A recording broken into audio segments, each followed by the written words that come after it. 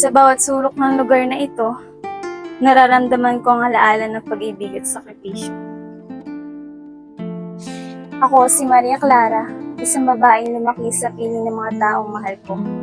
Lumaki ako sa ilalim ng pagmamahal ng aking ina at ama. At kahit may lihim na nagdala ng bigat sa aking puso, natutunan ko ang halaga ng katatagan at pananampalataya. Sa aking mga taon ng pag-aantay at pag-aalala, natutunan kong maging matatag sa kabila ng lahat ng pagsubok. Ang bawat sandali ng kapayapaan at sakit ay nagbigay sa akin ng lakas upang harapin ang aking kapalaran. Lumaki ako sa San Diego, isang bayan ng punong-puno ng alaala ng aking kabataan.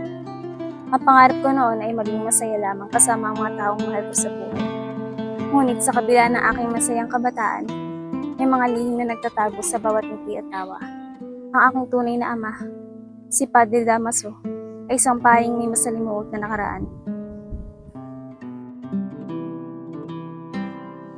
Ang pagiging anak sa labas sa isang pasanin ng dinala ko sa katahimikan.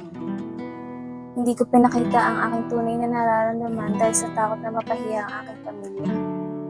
Ngunit natuto akong magtipis sa pagpakumbaba. Ako ay naging simbolo ng bayan. Sa mga mata ng aking mga kababayan, ako ay isang inspirasyon na nagbigay ng liwanag sa gitna ng dilim. Ngunit sa likod ng mga ngiti at pagtatago, ang aking pagkatao ay mas malalim kaysa sa aking panlabas na anyo. Ang aking mga pagsubok at sakripisyo ay nagbigay ng mahalagang aral na ang tunay na lakas ay natatagpuan sa loob. Ang mga alaala na aking buhay nagsisilbing gabay at inspirasyon para sa mga naglalakbay sa karyaan ng pag-ibig at pagkatao.